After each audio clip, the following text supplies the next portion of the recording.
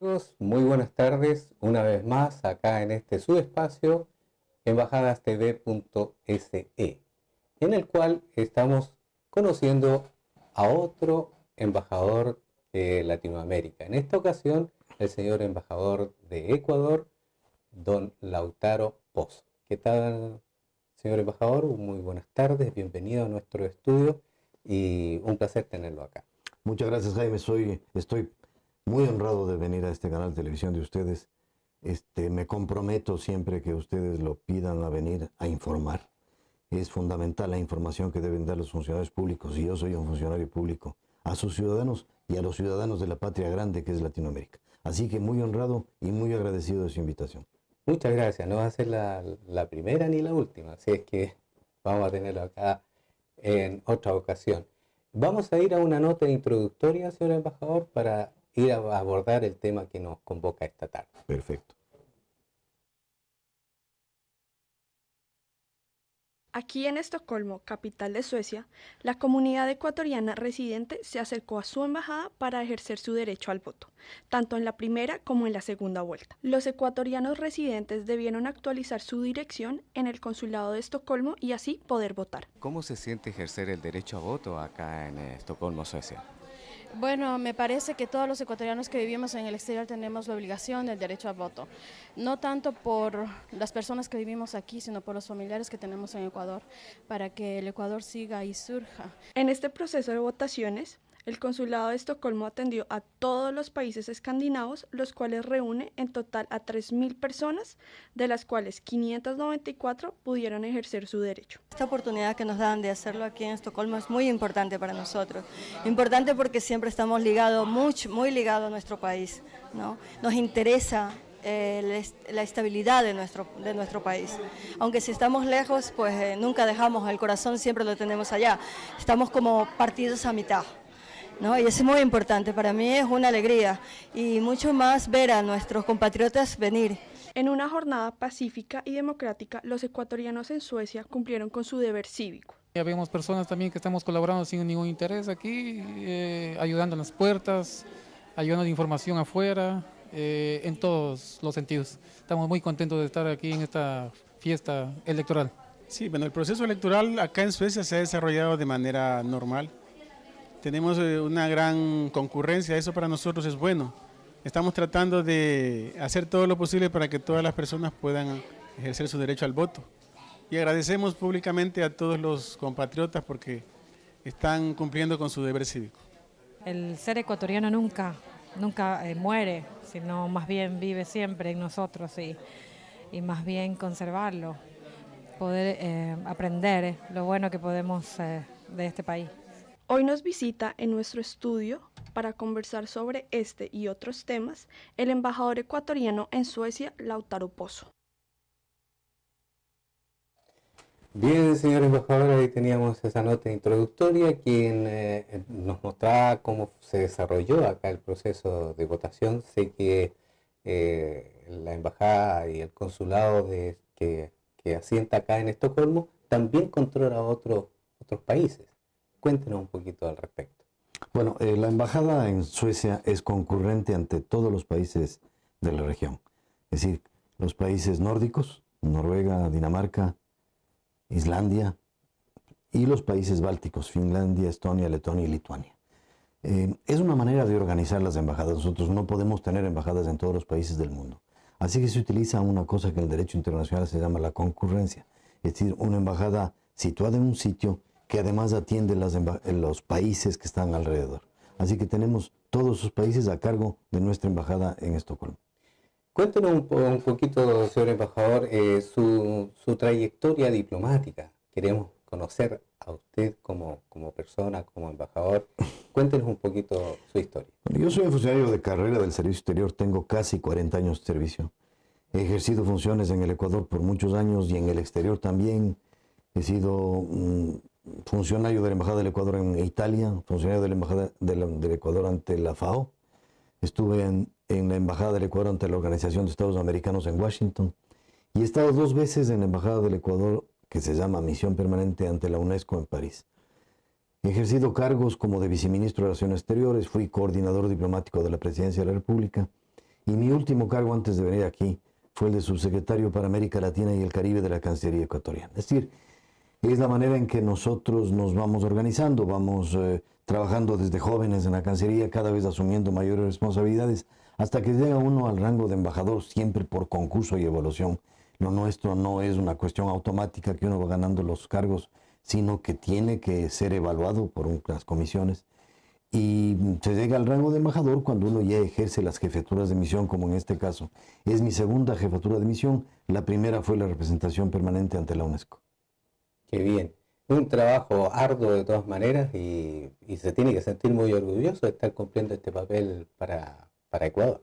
Por supuesto, ser diplomático ecuatoriano para cualquier ecuatoriano es un orgullo y es de manera especial para quienes hemos elegido esta carrera, que es una carrera no exenta de dificultades, con muchas cosas positivas y por eso seguimos en ella. Es muy grato representar los intereses del país en el exterior y por supuesto yo me siento muy honrado y ahora de estar en un país tan complejo, interesante como Suecia. El periodo que va a cumplir acá en el Reino de Suecia es por cuánto tiempo. Mira, no hay un tiempo fijo, depende del presidente de la República. Los embajadores somos de libre nombramiento y remoción del presidente de la República. La ley orgánica del servicio exterior dice que en general los diplomáticos estarán afuera 5 años y en el Ecuador 3, pero es una norma que obviamente no se aplica ya a los jefes de misión. El presidente de la República puede decidir ampliar o reducir esos tiempos. Perfecto. Ahora con respecto a la votación que se realizó, las últimas votaciones que se realizaron en la primera y segunda vuelta, ¿cómo fue el desarrollo de esta votación acá en Suecia? Yo tomo lo que dijo alguna de las personas que entrevistaron ustedes en el video fue una fiesta cívica. La votación en el Ecuador no es obligatoria, es facultativa, pero tuvimos un muy buen número, cerca de 300 personas que vinieron a votar. Entendemos que las otras 200 que estaban registradas no pudieron, porque no siempre es fácil viajar a Estocolmo a votar. Sí, entendemos perfectamente bien que no todos puedan venir. Pero se desarrolló un ambiente de la más absoluta tranquilidad, de apoyo cívico. Hubo gente, como habrá visto usted en el video, que fueron nombrados por el Consejo Nacional Electoral para manejar la mesa. Lo hicieron a título voluntario. Estuvieron horas de horas ese día y los días anteriores en preparar, etcétera. Es decir, cooperando cívicamente con el Estado para efectuar las elecciones aquí que se desarrollaron, le repito, en el ambiente de la más absoluta tranquilidad, sin ningún incidente, con fraternidad entre ecuatorianos, amistad, tranquilidad. Sí, yo lo noté cuando estuvimos cubriendo esta nota, que la gente estaba feliz, estaba contenta, lo hacía con mucho orgullo. Y eso se transmitía y se irradiaba, como se vio en la nota también. Así que felicitaciones por esos ciudadanos ecuatorianos que lo han hecho en muy buena forma. Cuéntenos ahora, hubieron dos vueltas. La primera, que fue por un margen muy estrecho, y después la segunda, bueno, que al final ganó el señor Moreno, pero hubo un recuento de votos. Eso que sabe un poquito, sabe amargo, que obliguen al gobierno a que haya un recuento de votos. ¿Eso tiene que presentarse pruebas? ¿O cómo fue? ¿En qué quedó? Cuéntenos, ¿qué pasó ahí? Efectivamente, conforme a la ley hubo 2 vueltas, porque en la primera vuelta no sacó un candidato la mayoría requerida por la ley, con una diferencia de 10% frente al otro. Le faltaron unas centésimas para hacerlo. Así que se produjo una segunda vuelta. En esa segunda vuelta participaron los 2 candidatos que habían llegado primero y segundo. Y el candidato que había llegado segundo en la primera vuelta anunció que él consideraba que hubo fraude electoral. Hubo una serie de problemas, se produjeron una serie de problemas esos días, y el Consejo Nacional Electoral, de manera excepcional, admitió reabrir las actas y las urnas que ese candidato y el candidato también de Alianza País denunciaron como que pudieron haber tenido inconsistencias. Así que en un acto público en el que se invitó a los 2 candidatos, más los observadores internacionales, más quien quiera que podía asistir cualquier persona a este acto, se recontaron 1.200.000 votos, más de 1 millón de votos. Prácticamente el 10% de los votos ecuatorianos. Y se determinó en ese acto de más de 1 millón de votos que la los porcentajes obtenidos en la votación inicial se confirmaban. Es más, el candidato ganador, el licenciado Lenín Moreno, sacaba una décima más, pasó de 0.15 a 16. Así que ganó con 51.16 frente al otro candidato que tuvo 48 punto tanto. No hubo una demostración, lamentablemente, o por suerte para la democracia ecuatoriana, de que haya habido fraude. Uno cuando denuncia un hecho tiene que probarlo. Sí. Y precisamente ese era el momento de demostrar con las actas, con inconsistencias, así las llamaron, pero mostrarlas.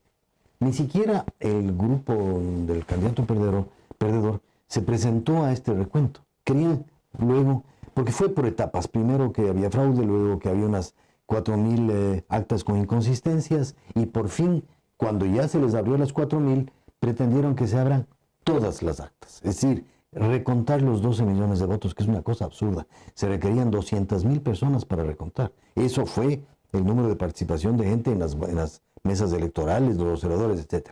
Es decir, una nueva votación, que era imposible, porque además, estadísticamente está probado que si ya la tendencia es esa, es muy difícil que cambien en porcentajes altos las votaciones.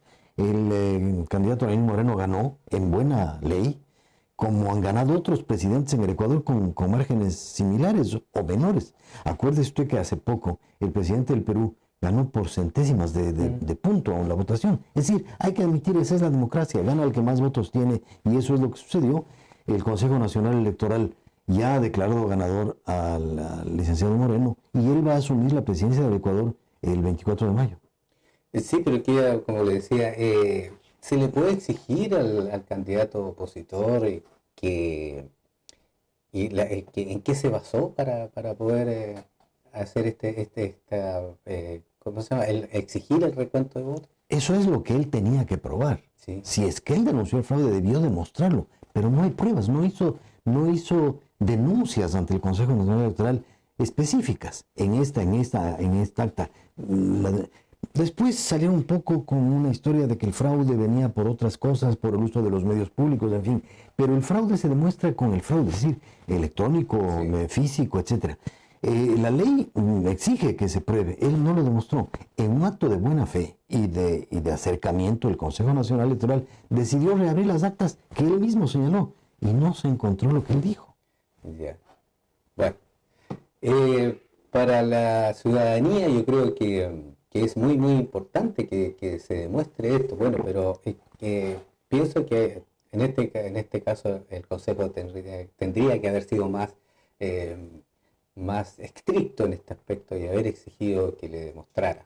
Pero bueno, cuéntenos ahora lo que nosotros queremos saber. Sabemos que las políticas del presidente Correa han sido políticas bastante acertadas, en que va en favor del pueblo, y que el pueblo se siente muy orgulloso, y yo personalmente lo he sentido en ciudadanos que hemos conversado al respecto, ciudadanos ecuatorianos, que ellos se sienten muy orgullosos de lo que ha hecho el señor Correa. El procedimiento o la política a seguir del señor Moreno también va en la misma perspectiva. Mire, el presidente electo Lenín Moreno todavía no ha anunciado cuál va a ser su plan de gobierno específicamente, pero ha adelantado que él continuará con las políticas públicas en materia social, es decir, las políticas que han dado resultados positivos.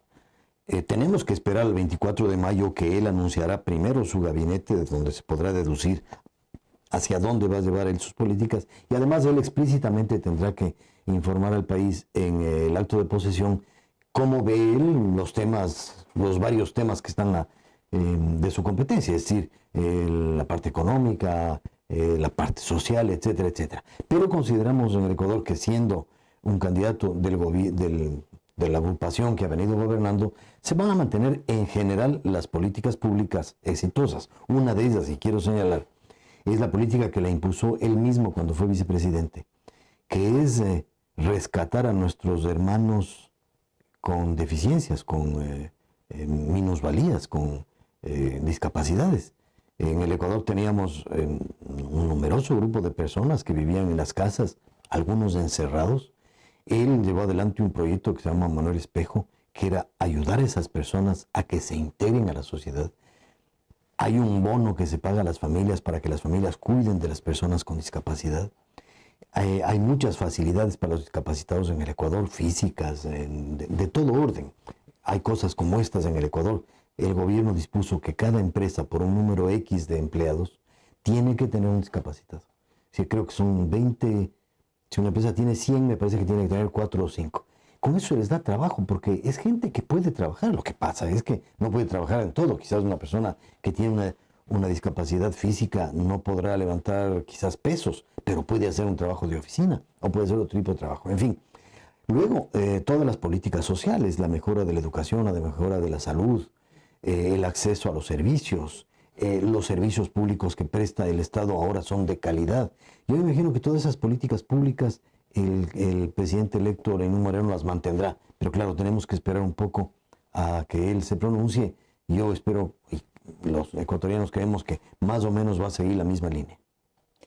Sí, que ha sido bastante bien aceptada por todos. Ahora, el señor Lenín Moreno, él está en silla de ruedas, también sufre una discapacidad. Eso lo sufrió en un accidente, me parece, ¿no? Un lamentable accidente, un atraco, un asalto. Se disparó, uno de los asaltantes disparó y le dio un balazo en la columna vertebral que lo ha dejado paralizado las piernas, ¿no? Y él se superó. Él es un hombre que ha llegado a ser presidente de un país con ese problema. Es admirable, ¿eh? Porque además el trabajo que requiere de vicepresidente ya lo demostró, horas y horas de trabajo. Pues él las hace y las lleva adelante con una determinación y con una gana que es envidiable. Además, en un ambiente siempre de una sonrisa. Él es un hombre que ve en el humor la solución de los problemas. Hay un dicho que dice que la risa es un remedio infalible. Pues él aplica eso en sí mismo y en los demás. Es un hombre muy jovial, muy abierto, que le gusta ver el lado positivo de las cosas. Así que yo creo que va a traer él, además de su capacidad, de su manera de ser, va a traer también ese espíritu suyo de salir adelante frente a la adversidad tan grande que vivió. Qué bien. ¿Alguna posibilidad que él pueda visitar Suecia? Mire, no está planificada todavía la agenda internacional del presidente. Yo no descartaría. Podría hacer alguna gira a Europa, que obviamente nosotros como embajada sugeriríamos que si hay elementos, o crearíamos los elementos para que pueda haber una visita a Suecia. Sí. Ojalá que así sea y esté con nosotros en este estudio. Ojalá. Ojalá. Bien, señor embajador, tenemos unas preguntas del público preparadas para usted. Vamos a ir a ellas. Hemos visto que varios cineastas han participado en festivales de cine acá en Suecia. Queremos conocer si es que existe algún programa de parte de la Embajada del Ecuador que respalde las iniciativas culturales para los migrantes en este país. Ahí teníamos a Marco Belalcázar, un amigo también, que hacía esta consulta. ¿Qué le podría responder? Sí, mire, la embajada tiene varias obligaciones. Una de ellas es promover los valores culturales ecuatorianos. Lamentablemente no tenemos para eso presupuestos grandes. Tenemos para otras cosas, como por ejemplo, para atender a los ecuatorianos en situación de vulnerabilidad. Yo creo que hay que ir dando un poco de pasos. Yo quiero mencionar aquí que el Estado ecuatoriano, a través de las embajadas, por ejemplo, ha luchado en los últimos tiempos contra problemas gravísimos humanos, como los desahucios en España. Pusimos abogados, tratamos de facilitar a nuestros compatriotas que estuvieron en esa situación el acceso a la justicia para que con la dación del bien se desaparezca su deuda, porque no es así según la legislación española. Así que ellos son grados, es decir, no podemos descuidar nunca la cultura, por supuesto, pero estamos por lo pronto atendiendo sus circunstancias más dramáticas como son esas. En todo caso, nosotros, en los pocos que somos en la embajada, ya se ha hecho en el pasado y vamos a hacer en el futuro, tratar de seguir promoviendo los inmensos valores culturales que tenemos como país, que tenemos como región. Seguiremos participando en estos festivales de cine, en otras expresiones culturales que haya. obviamente dentro de las limitaciones lógicas que tenemos como embajada. Pero sí, al compatriota que acaba de hablar, yo lo invito a venir a la embajada. Si tiene iniciativas podemos discutirlas, conversarlas, trabajar en ellas, en fin. Hay muchos campos en los que tenemos que trabajar, pero sobre todo creo que la embajada tiene que este momento como tarea primordial tratar de incrementar la presencia del Ecuador económica. Desde el 1 de enero de este año, el Ecuador forma parte del acuerdo multipartes con la Unión Europea y por lo tanto vamos a entrar a Europa con nuestros productos, o estamos entrando ya en muchos casos con arancel cero. Quisiéramos llegar con muchos más productos ecuatorianos a esta zona del mundo, que está un poco lejana. Los productos llegan a la Europa occidental, es decir, a Francia, Alemania, España, Italia, pero no llegan a esta parte de Europa. Y en eso estamos empeñados, en ver cómo fortalecemos el mercado de nuestros productos, lo cual significa bienestar para los productores. Y los productores en el Ecuador son miles, están en muchos campos, desde café, cacao, flores, banano, etc. Hay mucha gente que depende de esas exportaciones. Por lo tanto, mientras más mercados abramos, la cantidad de millones de ecuatorianos que dependen de la producción van a ver mejorada su vida diaria, su economía. En cuanto a aquí, bueno, yo le invito nuevamente al compatriota a que nos visite, que conversemos. Si podemos hacer algo y podemos apoyar, lo haremos con mucho gusto. Perfecto. Pero cabe destacar lo que usted mencionaba al principio, ese apadrinamiento que hubo del gobierno con los desahucios en España, que fue un abuso pero enorme que estaba cometiendo el gobierno español con los ciudadanos ecuatorianos, y que el gobierno realmente fue en su defensa. Eso es realmente que da mucha gratificación a toda la gente latinoamericana que se sienta respaldado de esa forma por su gobierno. Sí, mire, y bueno, en realidad más que una cosa de gobierno era cuestión de las leyes españolas. La ley española preveía que la persona que tenga una casa y que sea desahuciada, no solo que sale de la casa desahuciado, sino que además tiene que seguir pagando el crédito. Sí. Es decir, le ponen una situación absolutamente desventajosa a la persona, porque no solo pierde el bien, sino que además tiene que seguir pagando. Y ahí los bancos tuvieron mucha responsabilidad. Entonces, el Estado actuó para tratar de defender a esas personas mediante sistemas legales ante este fenómeno gravísimo, terrible contra los ciudadanos. Vamos a ir a la segunda pregunta, señor embajador.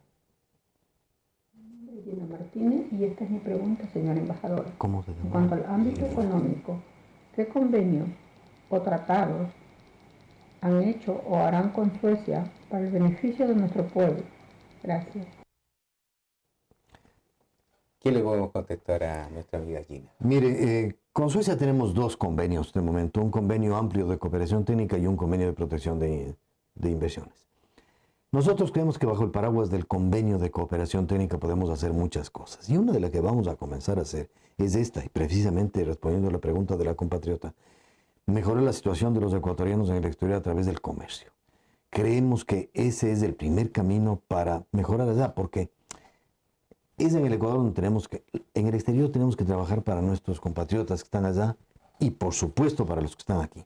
Pero hay muchas más situaciones de vulnerabilidad en el Ecuador y para eso tenemos que trabajar en profundidad con Suecia, para que la relación sea positiva, sea beneficiosa para todos, pero sobre todo para nosotros. Cooperación técnica, estudios en el exterior, becas, en fin, una serie de iniciativas que vamos a impulsar y por supuesto comercio. Es decir, no está previsto firmar ningún otro convenio. No creemos que es a través de la firma de convenios que se logran resultados, sino a la buena aplicación de lo que ya existe. Veamos cómo sigue marchando el convenio básico de cooperación técnica y para luego ver si es que firmamos convenios específicos sobre determinadas materias. Por ejemplo, se me ocurre uno, transferencia de tecnología. Este es un país altamente tecnológico y podríamos llegar eventualmente en conversaciones que tengamos con autoridades suecas algún tipo de transferencia de tecnología para el Ecuador en alguna materia en la que los suecos sean, o los países de la región sean expertos. Estamos ya trabajando, por ejemplo, le doy un ejemplo, con Finlandia en temas de madera. En el Ecuador hay una muy buena producción de madera y estamos obteniendo de ellos cooperación técnica para que la producción de madera todavía sea más eficiente y poder exportar. Eso es sumamente importante, ese trabajo con lo que es la madera. Como embajada que cubre a tantos países, en este caso el trabajo tiene que ser bastante grande. Se tiene que dispersar en todos estos países. Específicamente nos nombra este acuerdo con Finlandia. ¿Con otros países hay otros acuerdos de este mismo tipo más o menos? No tenemos todavía acuerdos marcos de cooperación técnica con estos otros países, porque no tenemos embajada asentada en esos países. Pero a través de las normas, varios de estos países son miembros de la Unión Europea, así que a través de los convenios con la Unión Europea podemos trabajar en eso. Y en los que no tenemos convenio también podemos trabajar sin necesidad de convenios. Es fácil hacer entendimientos con los países mediante memorándums de entendimiento o simplemente incrementando los negocios y los contactos entre las empresas o entre las entidades estatales. Lo de los convenios es relativo. Uno puede tener un convenio gigantesco con 1000 capítulos, pero no aplicarlo. O puede simplemente tener una iniciativa y trabajar con un país en una materia específica para beneficio mutuo. Y en eso estamos. Estamos desarrollando la relación con estos países. Con Suecia ya está un poco más consolidada y con nosotros es cuestión de ir poco a poco trabajando. Eso es importantísimo. Bueno, usted es nuevito acá, tiene muy poco tiempo. ¿Cuándo presentó las cartas credenciales del Reino de Suecia? El 30 de marzo las presenté, es decir, desde ese día, conforme a las normas internacionales, yo comencé a ejercer en plenitud mis funciones. Y tengo el mes de abril, digamos, ejerciendo mis funciones, 4 semanas. Así que estoy, como usted dice, nuevito. Estoy recién estrenado y todavía enterándome de los temas. Hay muchos temas muy complejos, desde los temas, por supuesto, de fondo de la relación con Suecia, y luego los temas económicos, el manejo de la embajada, la administración, el personal. Estamos recibiendo un nuevo cónsul, que la cónsul llegó hoy. El cónsul que salió en el video, Magno Perlaza, está dejando sus funciones aquí, se va a ejercer funciones en otro país. Así que estamos renovando un poco el equipo. Perfecto. Bueno, no me queda más que agradecer la visita de usted, señor embajador, a nuestros estudios. Espero que se haya sentido cómodo, que se haya sentido en su casa. Me he sentido en mi casa. Es tan grato hablar en el exterior con latinoamericanos. Los americanos tenemos una característica, es que somos la misma cosa donde estemos. Así que 1000 gracias. Espero tener el honor de que usted me invite nuevamente a este extraordinario programa, a esta ventana, a través de esta pantalla, para llegar a los ecuatorianos y a los demás latinoamericanos, pero sobre todo, por supuesto, a mis compatriotas ecuatorianos, a quienes les mando un muy afectuoso saludo. Perfecto, señor embajador. Le deseamos la mejor de la suerte en su gestión y, bueno, su casa cuando usted quiera. Y a ustedes, señores televidentes, bueno, agradecerle la atención dispensada por el día de hoy. Ya vamos a tener el próximo programa un nuevo embajador acá, latinoamericano, lógicamente, acá en este espacio embajadastv.se. Esperamos que el programa haya sido de su agrado y por la atención dispensada, muchísimas gracias. Será hasta un próximo programa. Hasta luego.